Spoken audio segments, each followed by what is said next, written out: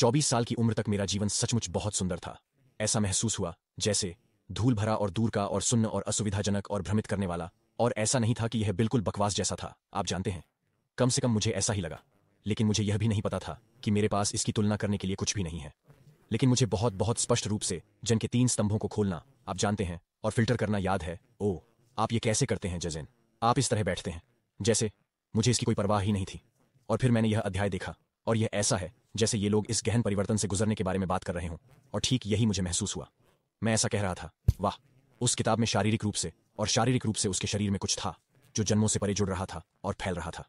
मैं ऐसा था। हाँ, मैं वहां गया हूं। मैं वह व्यक्ति और वह शिक्षक और वह रोशी और हर दिशा में कई क्रमिक जीवन कालों में रहा हूं। ओह बकवास, ठीक है, मैं यहीं जा रहा हूं। और उसमें वह जीवंतता है। और मुझे लगता है कि जो लोग YouTube चैनल ढूंढते हैं वे भी जानते हैं, और हर कोई नहीं जानता। मुझे लगता है कि बहुत से लोगों को कुछ समझ में आ रहा है, या वे इसे नहीं देख रहे होंगे क्योंकि यह बहुत सीधा है, लेकिन कुछ लोगों को यह बहुत पसंद आता है। वे कहते हैं, ओह हाँ, जब मैंने इसे देखा तो मुझे तुरंत पता चल गया कि यह क्या है। मुझे पता है यह संदेश क्या है। मैंने इसे अपने जीवन में कभी नहीं सुना, लेकिन मैंने इसे अब सुना है, और अब मैं जानता हूं। और यही मेरा रुझान है, और यही धर्मचक्र है। ये कैसे घूमता है? ये इतना रहस्यमय है कि आप किसी ऐसे व्यक्ति से टकराएंगे जो आप तक संदेश पहुंचा सकता है। मेरे लिए, मुझे पहली बार याद है, वह तब था जब मैं कॉलेज की कक्षा में था। बस एक अतिथि व्याख्याता ने मुझसे कुछ कहा, लेकिन उसने निश्चित रूप से संचारित किया, और वह जानता था कि वह ऐसा कर रहा था। तो हाँ, हम सभी के पास वह क्षण होता है। संभवतः ऐसे कई क्षण होते हैं, लेकिन वे क्षण भी नहीं होते हैं। सारा समय और स्थान और कहानियां और शरीर और जीवन काल।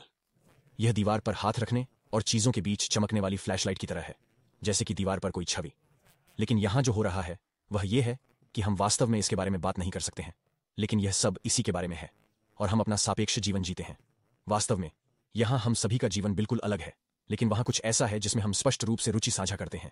हर कोई वह सब कुछ साझा करता है जो चलता है, रेंगता है और सांस लेता है और सांस नहीं लेता है, निश्चित रूप से इसे साझा करता है। ओह, लेकिन हम इसमें जानने की रुचि साझा करते हैं, इसीलिए हम यहां हैं एक साथ। लेकिन हाँ, सापेक्ष रूप से हम सभी का जीवन बहुत अलग दिखता है। अब आप संबोधि और असंबोधि में अंतर नहीं कर सकते। जैसे आप सचमुच नहीं कर सकते। मैं वास्तव में किसी को देखकर नहीं जा सकता, वे प्रबुद्ध नहीं हैं।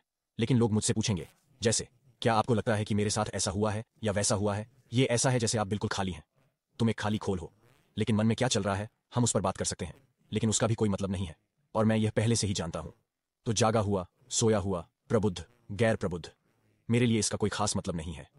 एक चीज जो मैं कभी कभी ऐसे लोगों को देखता हूं जो मैं कहूंगा काफी गहराई से महसूस करते हैं, लेकिन मैं अभी भी वहां थोड़ा लगाव महसूस कर सकता हूं। वे अध्यात्म की विशिष्टता से ही जुड़ जाते हैं, चाहे वह स्वाद उनके लिए कैसा भी हो। ये बौद्ध धर्म हो सकता है, ये कुछ भी हो सकता है, लेकिन इसमें थोड़ी मिठास है, थोड़ी रूमानियत है कि मैं कहीं जाने वाला हूं। उसे भी जाना होगा। यह सब दूर हो जाता है। सारी आध्यात्मिक यात्रा, उसकी मिठास, स्वयं की विशिष्टता की भावना, और यह सब वास्तव में खत्म हो जाता है। यह एक भ्रम प्रतीत होता था, वास्तव में वहां कभी नहीं। उसी समय फिर दिखावे का प्यार, अनुभव करने, उपस्थिति प्रकट करने का अंतर्निहित प्यार उस चीज से परे है जिसे तब अनुभव किया जा सकता है जब वह आत्म संरचना रास्ते में हो। निश्चित रूप से व्यक्तिगत स्तर पर भी कुत्ते के प्रति मेरा प्यार पहले से कहीं अधिक है, लेकिन यह वास्तव में व्यक्तिगत भी नहीं है, लेकिन यह बिल्कुल व्यक्तिगत है। यह विरोधाभासी है। लेकिन अब आपके सामने जो चुनौती है, आपके सामने जो चुनौती है, वह है अपने आप को पूरी तरह से समर्पित करना और हर पल में बार बार मरना। जैसे कि यह पूरी तरह से अद्वितीय है, लेकिन यह आपको कुछ नहीं दे सकता है। अब आप इससे कुछ नहीं ले सकते। ये आपकी चुनौती है। यह